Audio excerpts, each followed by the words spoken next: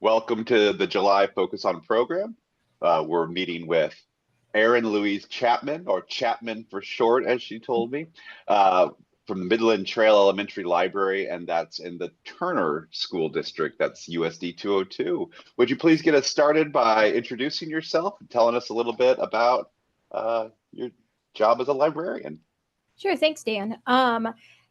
Like he just said, my name's Erin Chapman, or Chapman, as my students and other colleagues tell me. I have been at Midland Trail since the 2017-2018 school year. I was a second grade teacher before that in another school district, and it really just didn't click. It wasn't what I wanted to do. So I was finishing up my K-12 reading intervention master's, and I'm like, I'm going to go be a reading specialist. And as I finished that up, I decided to do a little bit of subbing, and Turner hired me as a long-term sub for their librarian who had left at the beginning of the year. So I went in and I had no idea what I was doing. And I had 1 day of training from the sub, and just kind of went in and did what my heart said to do, finished my master's degree in reading, and they asked me to stay. Turner is a really unique little district, or a, 8 years ago, you could be a teacher librarian. You did not have to be certified. So they said, hey, join us, see what you, if you want to do this. And I said, okay. It's like a try it before you buy it, which I loved. And I finished the 2018 school year, and I immediately that summer joined the SLIM program so that I could get certified as a elementary school librarian. I fell in love with it. And I want to give a shout out to Michelle Davis at Oak Grove in Turner. Best mentor I could ever have. She took me under her wing and showed me how to be a librarian, and really just helped me get into that. So I've been there ever since. I'm starting my 9th year there, and Turner for life. It's amazing.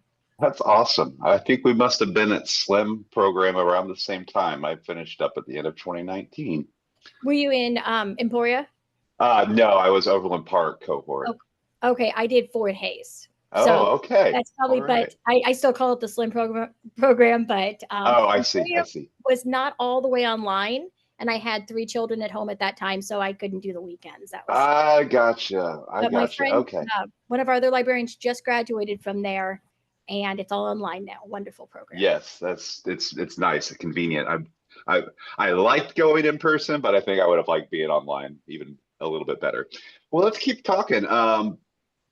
Oh, well, I skipped through here, so let's talk a little bit about your school community, if you Sure. would, and I'll go on to the next slide if you want to talk about faculty and staff first. Yes, I would love to. Okay, so the Barbie picture there is my wonderful specials team. I do have from right to left, we have Mr. Watercotty. He's our PE teacher. We started the same time, and he's one of my best friends. And then my absolute best friend is our school counselor, who's in the white pants. She teaches classes on Monday. She's technically not in the actual specials rotation, but she is with us all the time. We eat lunch together every day. All the specials teachers do. Then me in the middle. Then we have Carla Funk, who is our amazing music teacher. And then we have Veronica Bernacki finishing up with our art teacher. And I know it's cliche to say we're a family, but we really are very close, and we eat together. We celebrate things together. It's a wonderful time. On the right, that was our reading specialist from a couple years ago. Unfortunately, she did move on to her child's her child's district, but we had our matching I read books like it's my job shirts on. And then on the bottom right, it's our one district, one book we did as a whole. This last year, we did a nonfiction weather book. Cool. A lot of book club and a lot of family type. No wonder you're Turner for life. Let's keep talking about community because I know the pictures on the left talk a little bit a story about your school at Midland Right. Trail. We're about 52% Hispanic, and our most of our teachers are ESL certified. Our district helps us and pays for us to get certified to help our students. So on the left, we have ofrendas and papel picado and marigold. And I always say it wrong in Nawali, so I'm not going to try right now. The marigolds, and it's for our Dia de Muertos celebration we do from September 15th to October 15th is Hispanic Heritage Month, and we do that up really big at our district. But then starting in October, I really take on the Day of the Dead. And we talk about the customs, the what each thing means. Third graders make the papel picado, which is the cut paper or punched paper, and then the fourth graders make the marigolds, and then by fifth grade they have all the background knowledge to do their ofrendas, their memory boxes. And my very first group of fifth graders graduated this year, and when they came back to walk the halls, they still were talking about the ofrendas we did. And that is not an original idea. That was taken from Michelle Davis. She had done it for years beforehand, and I kind of ran with it. And it's done in multiple schools in our district. But it is something that the fifth graders like, is it our turn? Do we finally get to make our memory boxes? And I said, it's your turn this year. So. How cool. Let's continue to talk about, well, I don't know school libraries as well as I do public. So Okay. maybe kind of operations, like your Sure. collections. How does your budget work for buying new books, that kind of thing? What's Right. it like? So it is really different than I think a public library would probably run. I get a set budget, which is a certain amount per pupil, and it's about between schools go between $7 and $12 a pupil. So we have 492 students in our school, and the way it goes is I weed out the old books that are not circulating, and as long as it is not harmful information, misinformation, it goes right back to the students. All my American Girl books went, which broke my heart, but they just weren't going. But there were 2 or 3 children that really, really loved them, and they got to take them home for their homes. I run 52-minute classes, 6 classes a day. Tuesday through Thursday. I am in a wonderful district that knows that since we do not have staff or paras or assistants, that we need that time.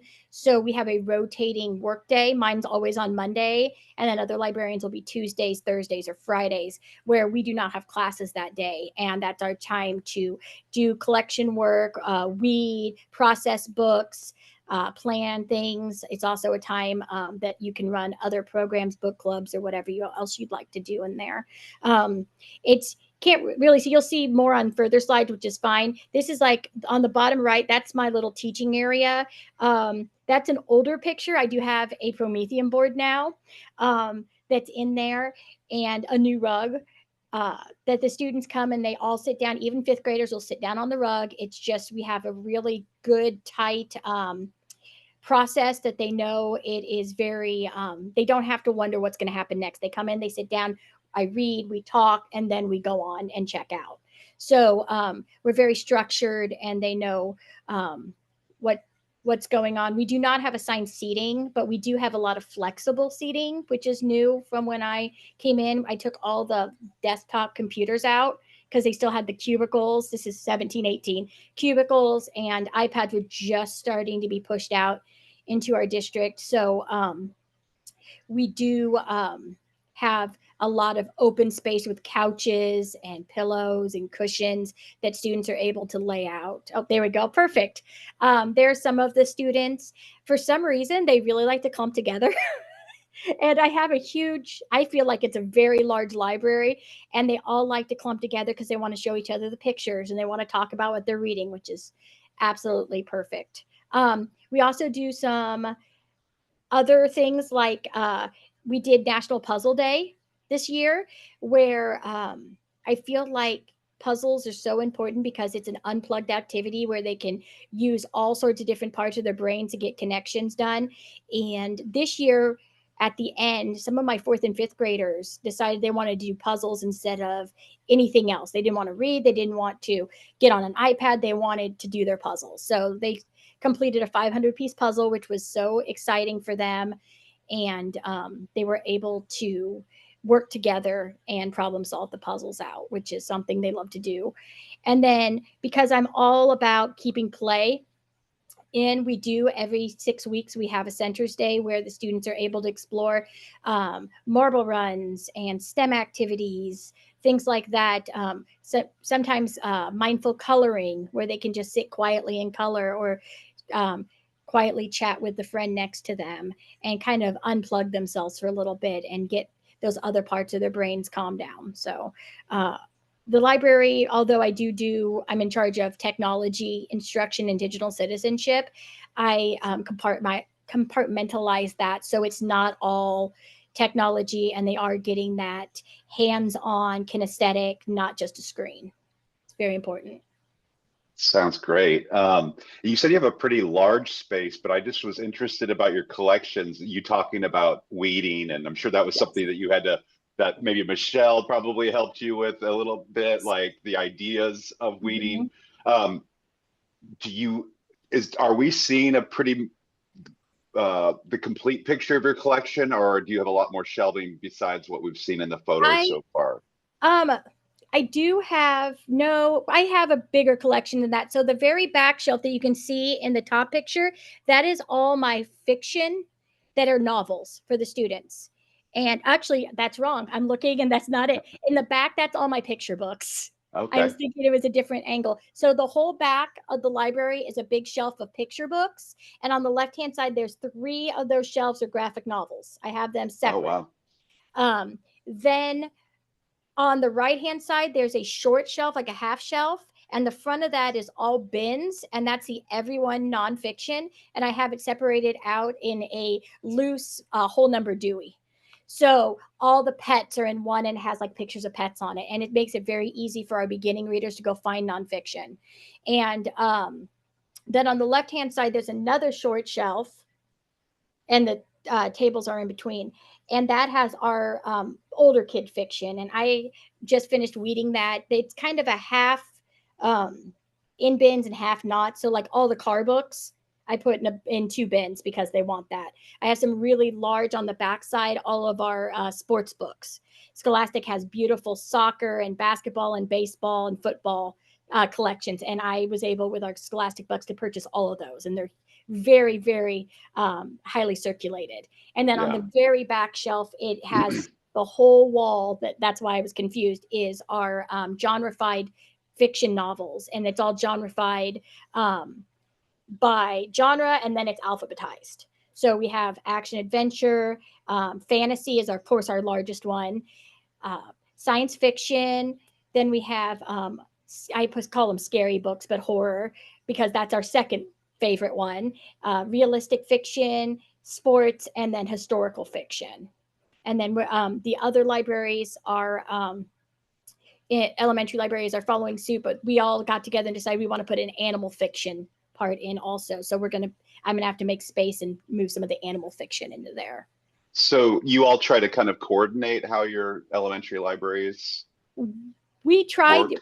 yes, we try new things. Like I was the first one to genreify in elementary, and they're like, oh, that's a lot of work. And it was a lot of work. Shout out to Destiny. Now they're doing all the work for you, and I did it by Oh, hand. But Andrew Fine, he's our person there. He's helping everyone else. They saw how it looked, and they're like, we want to do this. So they're like, we're gonna let you see what you do and how it works. And then so I know that a couple of them, they have all of their scary books and their historical fiction. So they just are doing small sections to start, and then they're going to do the big project. It took me about 2 years to get it complete, wow. Cool. but I bet.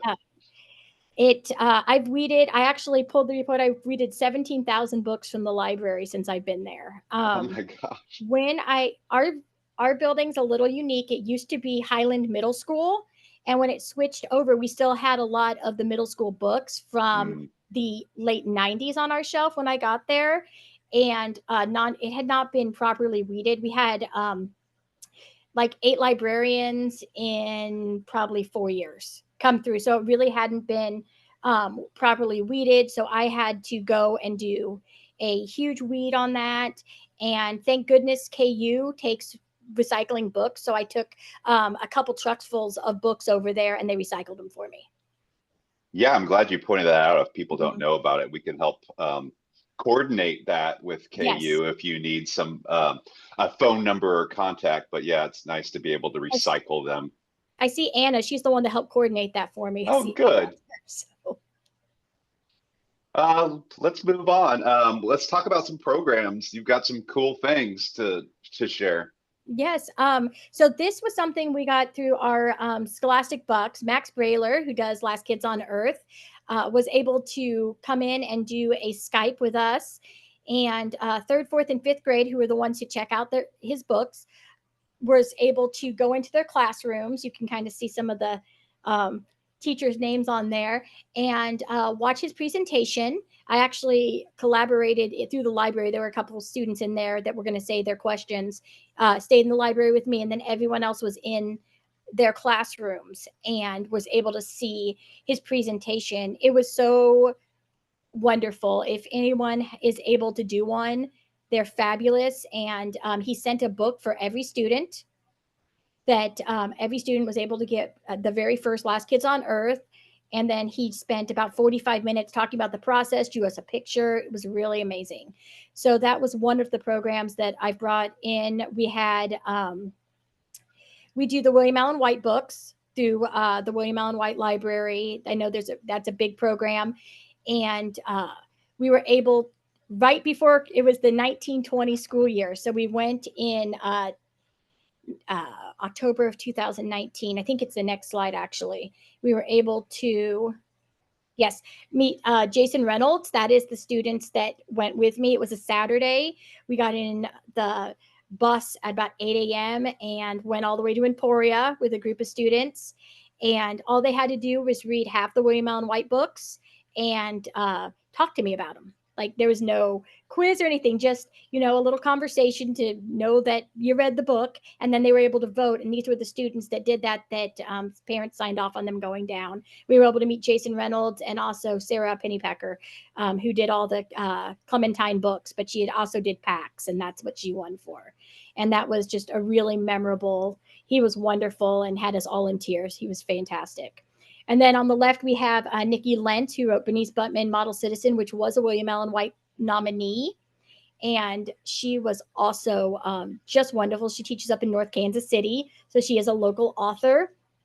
And we really just had a blast. That was probably one of the only books I've read that I audibly laughed out loud on the airplane while I was reading it. So there's a second one coming out soon, I hope. Nice. I bet you've got a lot of fans from those kids having had those interactions. Um, are you really strong readers, it seems like? We are working on that. So yes, and we all know it starts at home.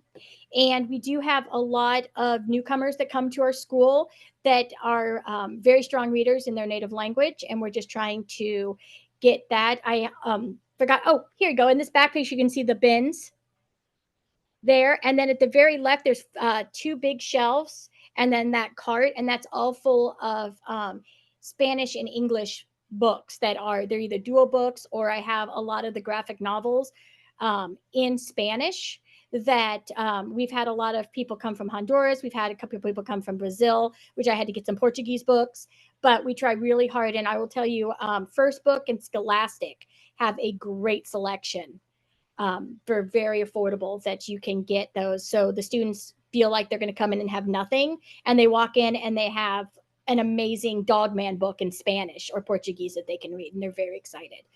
Oh, cool.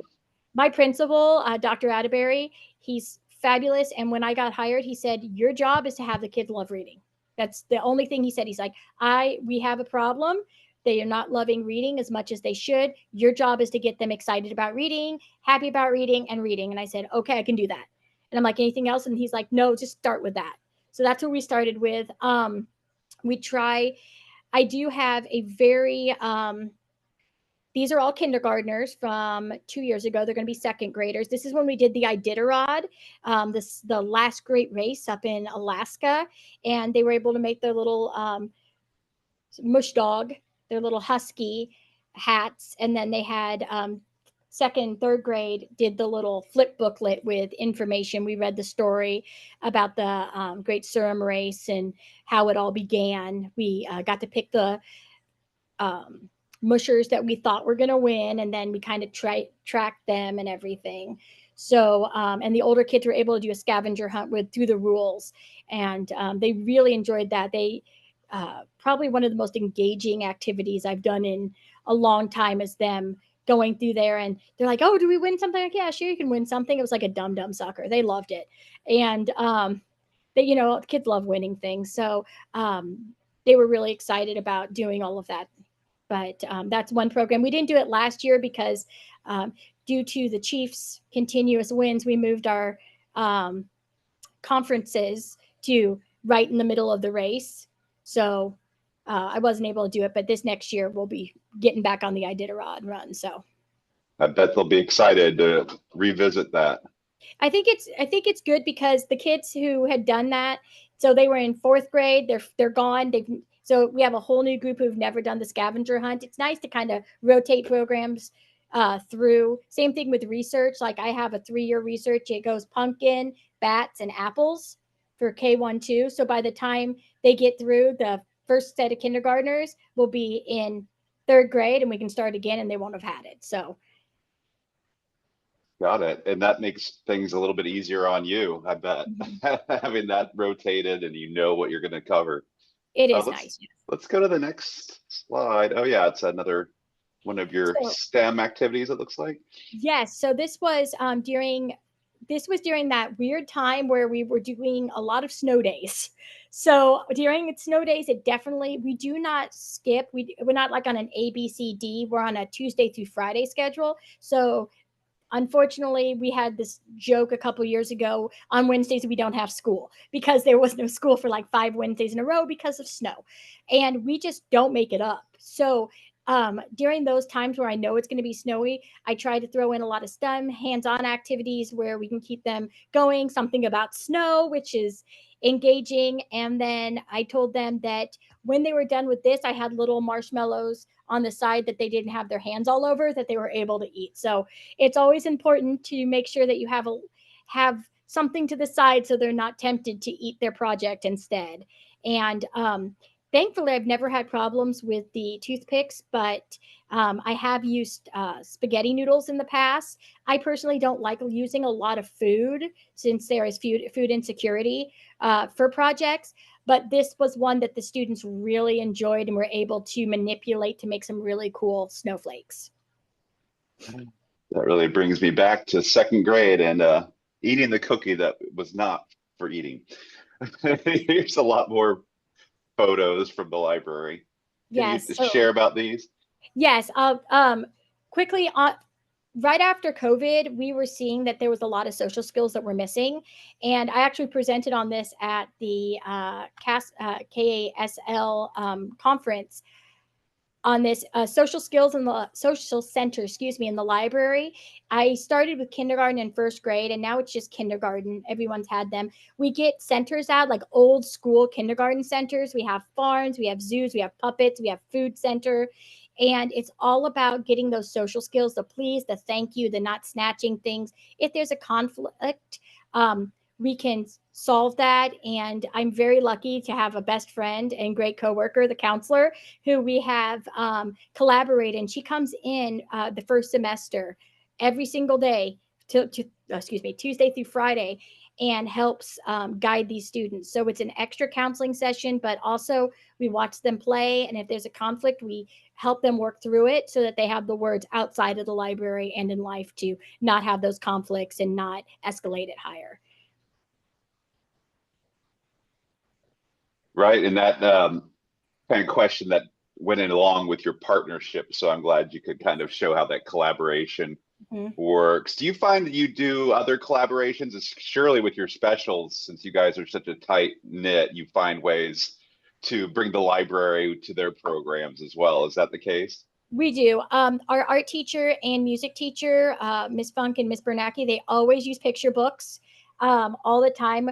Mr. Watercotty definitely brings in different elements of reading, phonics, all that stuff into his gymnasium classes. But one thing I do want to say is, since we're so close, it's all about building those relationships. They help me run the book fair. They're up there running the book fair with me. When it's time for field day, we're out there at field day, fine arts fair, all the musicals. We help with everything. And it's so important to have that relationship so that you're not in this alone. I also try to collaborate with teachers. I am one of the librarians that do not grade. I do not have a grade book.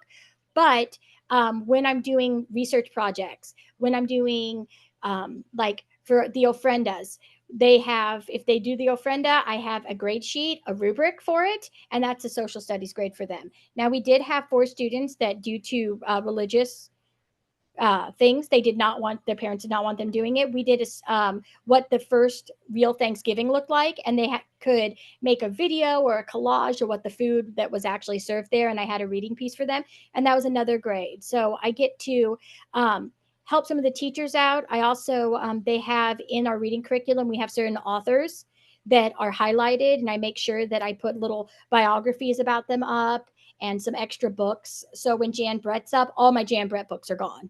You know, when we have our certain authors, the Elmer books, when they do Elmer books, gone. Well, Mo Willems, gone. So I just need to know who's coming up, and we collaborate on those things too. So that I also wanted to say that Turner Library, the KCK Library, Turner, Aaron Froelich is the manager up there. He'll bend over backwards for anything. He comes to all of our trunk or treats. He comes to our back to school nights. He brings free books for the students, anything like that. And then Church of the Resurrection Bookmobile comes out a couple times a year also.